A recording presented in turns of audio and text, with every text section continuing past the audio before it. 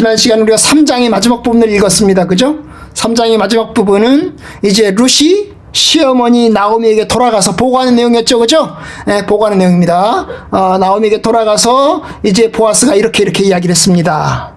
자기가 고엘의 책임, 기업물을 짜의 책임을 이행하긴 할 건데 그보다 먼저 나보다 앞선 사람이 있으니까 그 사람의 확답을 들어보고 이행하겠습니다. 그렇게 이야기를 했습니다. 라고 보고하는 그런 내용을 보았습니다.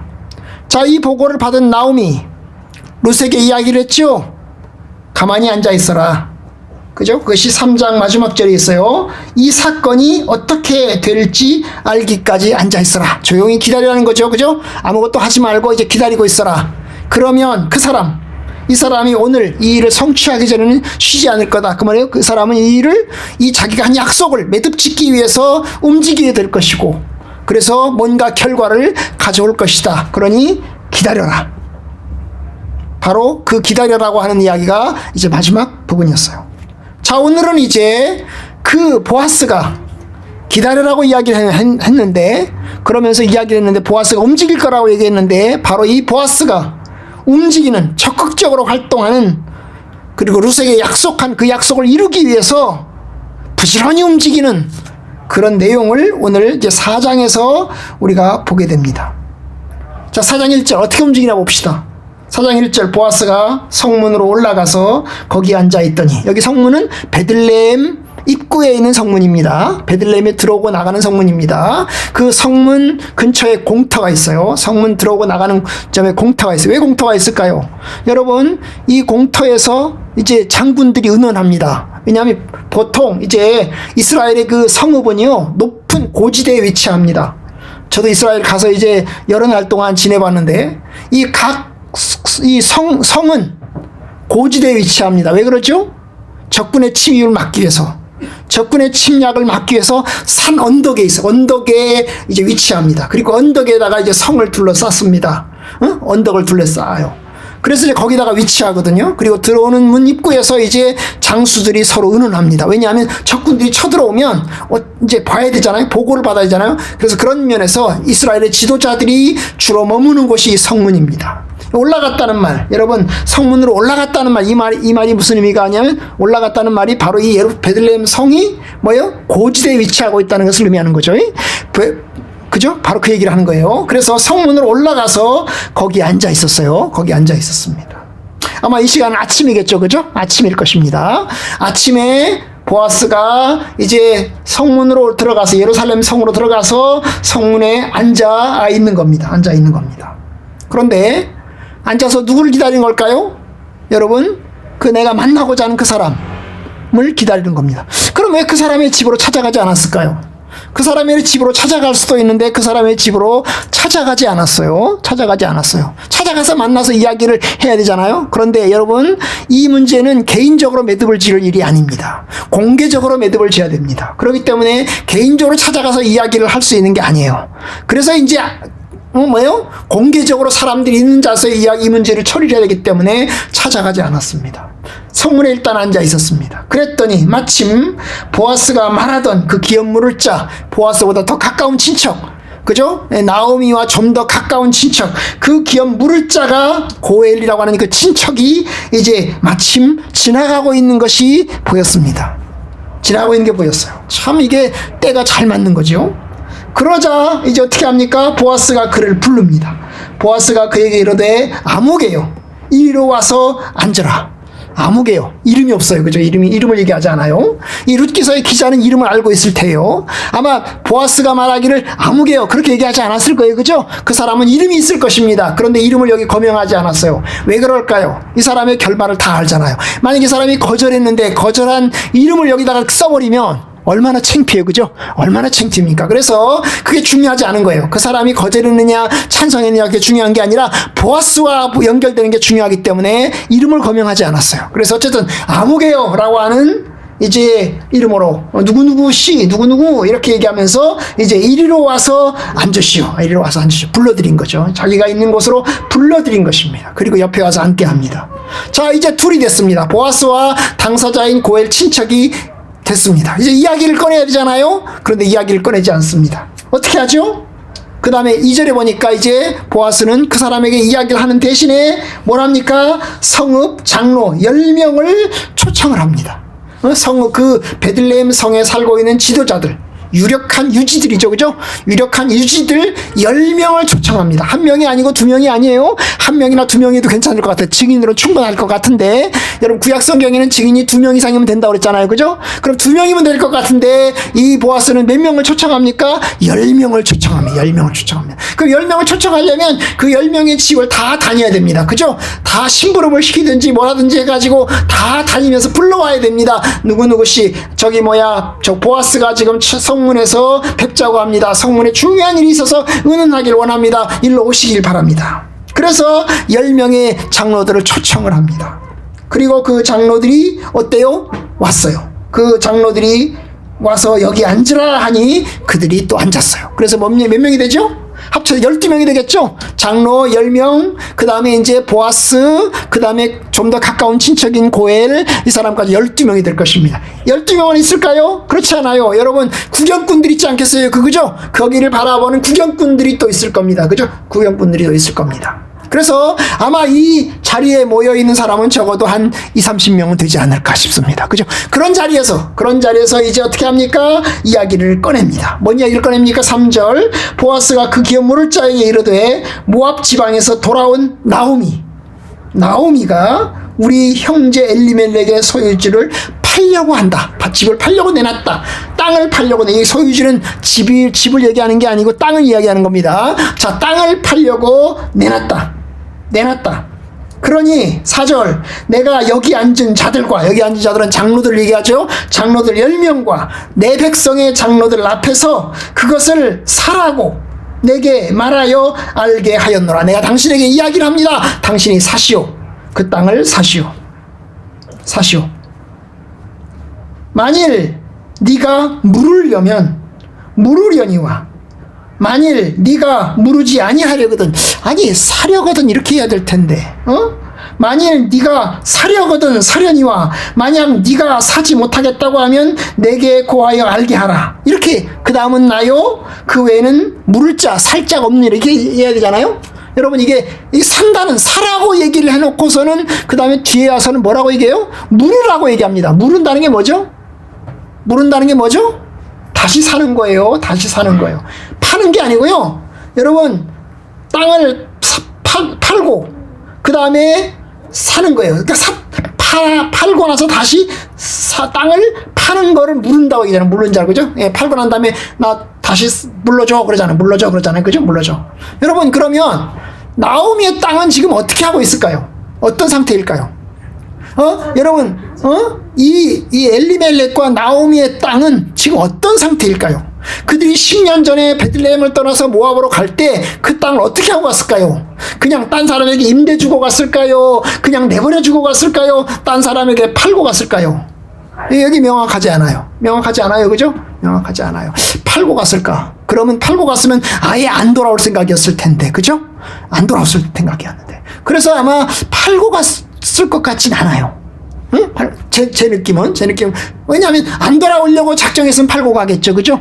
그러면 흉년을 피해보자 다시 돌아오겠다고 마음 먹었으면 어떻게 할까요? 빌려주고 갔을 수도 있고, 아니면 그냥 놀려주고 갔을 수도 있고, 땅을 그냥 농사 안 짓고 그냥 내버려두고 갔을 수도 있고, 그죠? 어쨌든간 그런 면에서 이제 상황이 정확한지 어떤지는 알 수 없어요. 그런데 여기 앞에서 보니까 사라고 그랬어요. 그죠? 땅을 팔려고 내놨다. 땅을 사라고. 그죠? 소유지를 팔려고 내놨다. 그러니 그것을 사라고 내게 알려고 한다. 그러니 사라. 이거죠. 그죠? 그런데 그 다음에 뭐라고 그랬어요? 물은다라고 하는 용어를 사용을 했어요. 물은다라고 용어를 사용한 걸 보면 또 판 것 같기도 해요. 그래서 이게 명확하진 않아요. 팔았는지 아니면 팔지 않은 상태에서 지금 팔려고 하는지는 명확하진 않아요. 근데 여러분 이런 뜻도 있을 수 있어요. 만약에 지금 팔진 않은 상태예요. 그러면 당신이 사시오. 산 다음에 어떻게 하시오? 산 다음에 다시 돌려주시오. 이런 거죠. 그죠? 당신이 사시오. 산 다음에 당신이 물러서 다시 누구에게? 룻에게, 나오미 집안으로 다시 돌려주시오. 그 얘기죠, 그죠? 그 얘기입니다. 자, 그렇게 이야기를 풀어갈 수도 있어요. 명확하진 않습니다. 명확하진 않아요. 어쨌든 그렇게 이야기를 하면서 당신이 하려면 하시오. 당신이 먼저요. 당신이 선순위고 당신이 먼저 그 결정을 해야 돼요. 그러면 당신이 하겠다고 하면 당신이 하는 거고, 당신이 못하겠다고 하면 그 다음 차례는 나요. 그 다음 차례 내 차림이 나고, 그 다음에 그 뒤에는 뭐요? 사람이 없어. 아무도 없어. 우리 둘 중에 하나가 누군가가 반드시 해야 됩니다. 그러니 당신이 하든지 내가 하든지 그러야 할 것입니다. 라고 얘기합니다. 자, 그러자 4절 끝부분에 보니까 그 사람, 내가 무르겠다 얘기합니다. 내가 무르겠다. 다른 말로 말하면 내가 사겠다는 거죠. 내가 사겠다. 그 땅을 내가 사겠다. 왜요? 그 땅을 사면 적어도 희년까지 50년 동안은 농사를 벌어먹고 살 수 있습니다. 그러면 이익금 나서 돈도 좀 벌 수 있습니다. 그래서 내가 사겠다는 거죠. 사겠다는데 사서 그러면 희년까지, 다음 돌아오는 희년까지 그걸 벌어먹고 살면 되죠. 그래서 이익도 좀 보면 되겠다 싶은 생각이 드는 겁니다.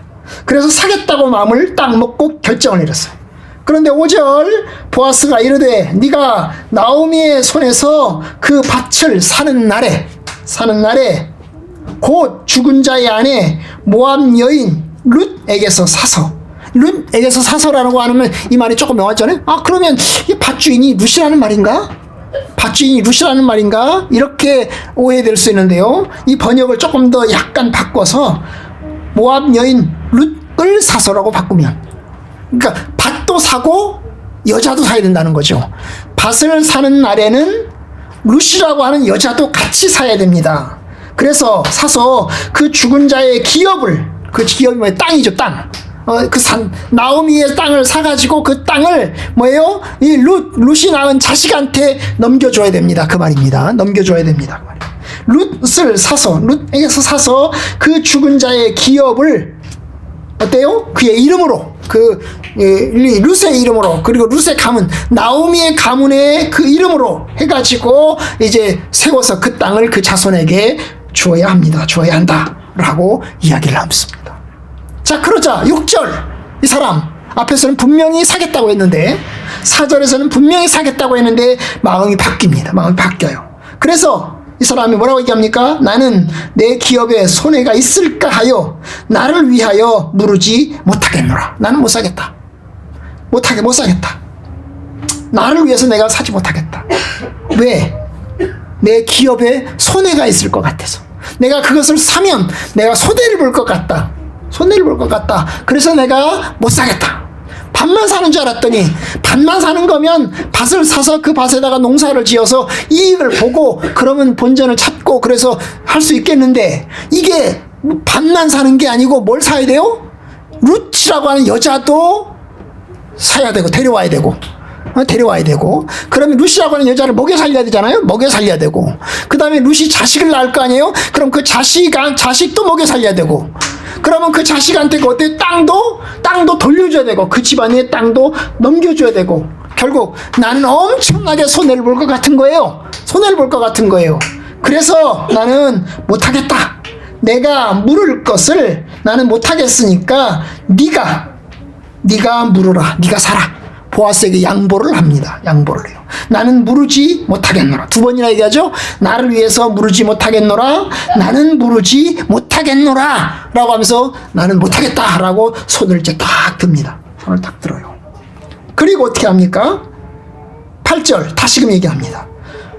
그 기업 물을 자가 보아스에게 이르되 네가 너를 위해서 살아. 너를 위해서 네가 살아. 아니, 자기는 손해볼 것 같으면서 안 사겠다고 하면서, 자기는 손해볼 것 같으니까 안 사겠다고 하면서 보아스를 위해서는 사라고 하는 거죠. 사실 보아스도 손해잖아요. 그죠? 이 사람이 손해면 보아스도 손해일 것이 분명한데, 아니, 나는 못 사겠다고 하면서 보아스, 당신은 당신을 위해서 살아. 라고 이야기를 합니다. 참 말이 안 되죠. 그러면서 어떻게 합니까? 자기 신을 벗어서 어떻게 해요? 보아스에게 넘겨주는 겁니다. 여기 넘겨준다는 말은 없지만 보아스에게 넘겨주고 있어요. 넘겨줍니다. 왜냐하면 소유권을 내가 양보한다. 내 권리를 양보한다. 그런 차원에서 내 신을 벗어서 그 사람에게 주는 거예요. 양보한다는 거예요. 그런데 신명기서에는 우리가 읽지 않았는데요. 신명기서 한 가지가 더 있어요. 뭐죠? 그 신발을 받은 주인이 신발을 받았잖아요. 저 사람이 신발을 벗어 나한테 줬어요. 그럼 신발을 받은 넘겨받은 이 사람이 어때요? 그 신발을 가지고 누구한테 저 사람한테 때려요. 신발 벗은 사람한테 때려요. 왜 때려요? 야, 네가 네 책임 망각하고 네가 해야 할 일 안 하겠다고 남에게 뒤집어 씌워 이놈 나쁜 놈 이래가지고 뭐예요? 신발을 벗어서 그 사람을 때려요. 그럼 그 사람은 맞아야 돼요. 그 사람들 앞에서 고스란히 맞아야 돼요. 왜? 이것은 해야 될 의무이거든요. 해야 될 영광이기도 하지만 해야 될 의무거든요. 이 의무를 이행하지 않는 자는 수치를 당해야 하는 거예요. 무슨 뜻이 아세요? 예, 의무를 이행하지 않는 자, 마땅히 해야 될 책임을 이행하지 않는 사람은 수치를 당해야 돼요. 창피를 당해야 돼요. 그런 의미에서 여러분 이제 신발을 벗어서 줬는데요. 신발을 받은 사람은 이제 원래는 때려주는 거예요. 그런데 여기 보니까 뭐예요? 신발을 벗었다는 얘기는 있는데 때려줬다는 얘기는 없어요. 그죠? 예, 때려줬다는 얘기는 없어요. 그래서 아마 때려줬는지 안 때려줬는지 알 수 없어요. 예, 그럼 어쨌든 간에 우리 이거 원래 저 성경의 식으로 얘기를 하면 때려줘야 돼요. 예? 성경의 식으로 얘기하면 때려줘야 돼요. 신명기 25장에 나와. 신명기 25장이 이제 7절부터 10절까지 나와 있는 이야기인데요. 여기 보면 이제 때려줘야 되는 거예요. 어쨌든 이게 오늘 이야기예요. 그래서 그 사람이 자기가 선순위자인데 이게 의무로서도 가장 앞선 사람이고 권리로서도 가장 앞선 사람이죠. 그렇죠? 이 고일이라고 하는 것이 의무이기도 하지만 뭐라고 그랬어요? 권리이기도 한 겁니다. 응? 다른 사람을 섬기고 돕는 것이 책임이요, 부담이기도 하지만 십자가이기도 하지만 그러나 동시에 뭐예요? 권리이기도 한 것입니다. 그죠? 딴 사람이 하겠다고 하면 야, 그거 내가 해야 되는 거야. 이렇게 하는 거죠. 내가 하나님 안에서 내가 맡은 책임이야. 이건 내가 하겠어. 이렇게 해야 되는 거잖아요. 그죠? 왜냐? 이게 축복이거든요. 사실은. 자기의 책임을 이행하는 것이 축복이거든요. 응? 그런데 그 책임을 이행하지 않고 못하겠다고 이제 신을 벗어서 이제 줬어요. 이게 이제 오늘 이야기인데요. 제가 오늘 여기서 이제 두 가지를 말씀을 드리려고 합니다. 첫 번째, 여러분, 기업 무른다는 것, 다른 사람의 밭을 사고, 그 다음에 이제 뭡니까? 다른 사람을 도와주고, 여기서 밭만 사는 게 아니라고 그랬죠? 루시라고 하는 여자도 사야 된다고 그랬어요. 그래서 그 여자를 통해서 낳은 자식을 나오미의 집안의 이름으로 이제 줘야 되고, 그 땅도 그 집안으로 돌려줘야 된다고 그랬어요. 여러분, 이게 엄청나게 큰 십자가와 희생입니다. 그런데 그 사람은 못하겠다는 거죠. 나는 밭만은 살 수 있지만 라고 이야기합니다. 왜 못하겠다고 얘기했을까요? 오늘 본문에 보면 난 안 하겠다라고 얘기한 것보다는 못하겠다라고 이야기를 했어요. 안 하겠다고 얘기한 것과 못하겠다고 얘기한 것이 조금 다르긴 한데요. 어쨌든 나는 손해가 있을까봐 못하겠다. 나는 능력이 안 돼서 못하겠다. 뭐 이렇게 받아들여도 됩니다. 여러분, 할 마음이 있어도 능력이 없으면 못하는 거고요. 능력이 충분해도 마음이 없으면 못하는 겁니다. 이 두 가지가 다 있어야 가능합니다. 여러분, 고일은 특권이면서 동시에 십자가요 희생입니다. 영광이면서 고통인 것입니다. 여러분, 이게 우리의 주님 예수님이 그럽니다. 예수님의 십자가의 죽으심은 여러분 영광이면서 동시에 십자가입니다. 그는 구원할 능력도 있으시고 구원할 마음도 있으셔서 우리를 위해서 십자가에 죽으셨습니다. 그는 죄가 없으시기 때문에, 능력이 크시기 때문에 그는 능력이 충분합니다. 그런데 그 능력을 가지고 나는 십자가를 지기 싫어요, 나는 고난을 당하기 싫어요, 그리고 십자가를 지는 걸 고사했다면 여러분, 우리의 구속은 완성될 수 없었을 것입니다. 그런데 주님은 우리를 위해서 자신의 십자가를 당하시면서 그 고난을 수용합니다. 능력도 있으신 분이, 죄가 없으신 분이 모든 고난을 긍정적으로, 적극적으로 수용하고 받아놓는 것입니다. 무엇 때문입니까? 사랑 때문입니다. 사랑 때문에, 하나님께서 우리를 향하신 그 사랑 때문에 그는 순종하고 따르십니다. 그는 하나님의 뜻에 순종함으로써 십자가를 통해서 구원의 길을 열으셨습니다. 능력도 있으셨지만 의지도, 마음도, 사랑도 있으셨던 것입니다. 예수님 자신의 의지로, 예수님 자신의 믿음으로 십자가의 길로 들어선 것입니다. 하나님의 은혜고 하나님께 감사할 일이죠. 그죠? 여러분, 예수님이 우리의 참된 구원자입니다. 이 사람, 4장에 나오는 이 사람, 자기는 못하겠다는 거예요. 자기는 능력이 없어서 못하겠고, 자기는 손해볼까봐 못하겠고, 나는 못하겠다는 거예요. 못하겠다는 거예요. 여러분, 그러면서 자기의 책임을 거절합니다. 자기의 특권을 거절합니다. 하나님, 나는 부족합니다. 그래도 내가 한번 해보고 싶습니다. 하나님, 내가 그와 같은 능력을 갖도록 해주십시오. 이렇게 달려들어도 될 것 같은데, 그죠? 달려들어도 될 것 같은데 그 사람은 하지 않습니다. 왜요? 룻에 대한 사랑이 없기 때문입니다. 그죠? 룻에 사랑이 없기 때문이에요. 룻하고 약속한 게 없기 때문이죠. 나오미의 집안에 대한 사랑과 관심이 없기 때문입니다. 그래서 하지 않으려고 합니다. 여러분, 그런 면에서 예수님은 우리를 죄와 사망에서 건지시는 생명의 주님이시고 참된 구원자이십니다. 우리를 구원하신 예수님을 찬양하고 그리스도를 믿고 주께로 우리가 나아갑시다. 그런데 오늘 또 하나 봅시다. 그것은 여러분, 자기는 능력이 없다면서 포기합니다. 근데 능력이 없다면서 포기했는데요, 아까도 제가 말씀드렸지만 만약에 믿음으로 순종했으면 어떻게 됐을까? 믿음으로 순종했으면 어떻게 됐을까? 제가 오늘 낮에도, 우리 이제 오늘 낮에도 설교를 했습니다. 설교하는 중에 이제 오늘 제목이 육신의 자녀, 복음의 자녀였는데요. 여러분, 저희는 결혼할 때 한 명도 낳기 힘들었습니다. 너무나 가난했고 가진 것이 없었습니다. 참으로 정말 낳아서 잘 키울 수 있을까? 뭐 박정희 구호처럼 아들, 딸 구별 많고 둘만 낳아 잘 기르자. 둘만 낳아 잘 기르자. 하나만 낳아도 잘 기르자. 잘 할 수 있을까? 염려했어요. 그런데 여러분, 그렇게 염려했는데 하나님께서 한 명을 주셨습니다. 그리고 또 몇 년이 지나면서 또 다른 한 명을 또 가져야 되겠다는 마음을 또 주셨습니다. 그래서 하나님께서 또 허락하셔서 또 가졌습니다. 이제 또 나중에 또 이제 커서 이제 나중에 우리 막내들이 또 하나님께서 허락해 주셨습니다. 여러분, 이게 하나님의 은혜예요. 인간적으로 보면 아니 어떻게 가능할까 싶어요.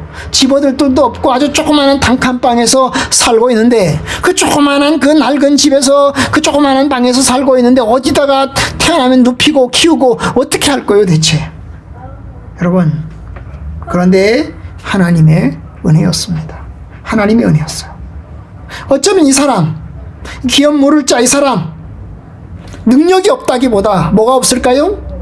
믿음이 없는 겁니다. 믿음이 없는 겁니다. 여러분, 하나님 안에서 참으로 아무것도 없는 중에 하나님을 믿고 바라보고 조금 더 긍정적으로 생각하고 하나님의 은혜를 바라보면서 나아갔으면 얼마나 좋을까 싶습니다. 얼마나 좋을까 싶어요. 저 여러분들의 삶 가운데도 막막한 중에, 아무것도 없는 중에 하나님을 바라보고 하나님, 이 길을 가야만 합니다. 이 길을 갈 수밖에 없습니다. 하나님 도와주세요. 이렇게 나아가는 저와 여러분들이 되기를 바랍니다. 여러분, 하나님은 살아계십니다. 하나님은 죽지 않으셨습니다. 하나님은 돌아가시지 않았습니다.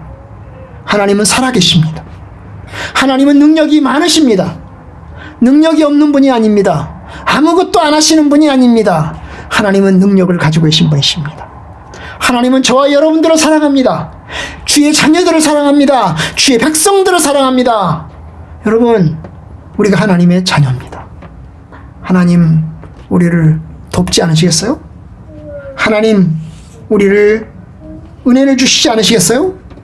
주실 것입니다. 그 막막한 중에 믿음으로 나아가길 바랍니다. 그러면 축복이 됩니다. 여러분, 우리가 룻을 통해서 보는 이야기의 마지막 부분에 가면 알겠지만, 여러분, 룻을 가진 것은, 룻과 결혼하는 것은 하나님의 축복입니다. 비록 이방 여자지만 그 이방 여자인 룻과 결혼하는 것은, 여러분, 인간적으로는 이방 여자와 결혼하는 거지만, 그리고 가난한 여자와 결혼하는 거지만, 그건 하나님의 축복입니다. 아멘, 아멘, 아멘. 여러분, 저도 여러 목사님들에게 그 얘기 들어요.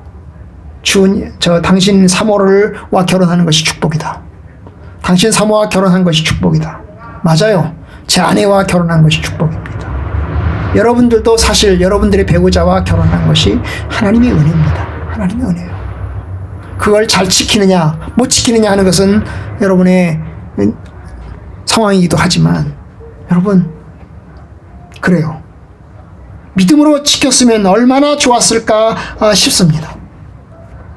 그런데 여러분, 이 사람 어떻게 합니까? 못하겠다고 하죠. 그래서 신발을 벗어줍니다. 신명기서에 보면 아까 말했던 것처럼 뭐예요? 그 신발을 벗어준 사람에게 침을 뱉고 때려요. 그러면서 뭐라고 얘기합니까? 당신은 책임을 이행하기를 원치 않는 사람, 형제의 집을 세우기를 원치 않는 사람이라고 칭하게 되는 거죠. 한마디로 말하면 신발을 벗긴 자의 집이라고 하는 호칭이 붙게 되는 거예요. 책임을 거부한 아주 창피스러운 사람이 되는 것입니다. 물론 여기는 침 뱉는 장면이 없어요. 침 뱉는 장면이 없어요. 그런데 이 사람 스스럼 없이 신발을 벗겨줘요. 사실 창피한 노릇이에요. 자기의 책임과 의무를 망각하고 자기의 특권을 망각하고 모든 사람 앞에서 자기가 신발을 벗어서 준다는 것은, 사람들은 그럴 거 아니요. 아이고 저 사람 그럴 거 아니요. 그죠? 그럴 거 아니요. 미안함이 있을까요? 미안함이 있을 것입니다. 창피함이 있을까요? 아마 창피함이 있을 것입니다. 부끄러움이 있을까요? 부끄러움이 있을 것입니다. 만약에 부끄러움조차 못 느낀다면, 창피함조차 못 느낀다면, 여러분 참 불행합니다. 여기 그런 얘기는 없어요. 창피함이 있었다든지 부끄러움이 있었다든지 그런 얘기는 없어요. 여러분, 결국 이 사람은 이름이 없는 뭐예요? 아무개에 불과한 사람이 되는 거예요. 아무개요. 아무개에 불과한 사람이 되는 것입니다. 여러분, 이건 수치입니다. 하나님의 뜻 안에서 서지 않고, 하나님의 주신 약속의 말씀을 지키지 않고, 하나님의 신앙을, 하나님께서 주신 그 마음을 성실하게 이행하지 않는 것은 수치스러움이요, 그리고 창피하며 불신앙인 것입니다. 여러분, 하나님 앞에서 수치당하는 일 없기를 바랍니다. 영광스러운 주의 자녀들 되기를 바랍니다. 하나님께서 여러분에게 주신 그 십자가, 그 책임, 그것이 어렵고 힘들더라도 여러분, 그것이 또 한편으로는 여러분만이 할 수 있는 특권이에요. 영광이잖아요. 그죠? 영광입니다. 그런 의미에서 성실히 감당하는 성악교회 성도들 되기를 바라고, 혹 그걸 잘 못하셨다면 새롭게 일어서서 그 일을 향해서 나아가는 저와 여러분들이 되기를 진심으로 축원하고 바랍니다.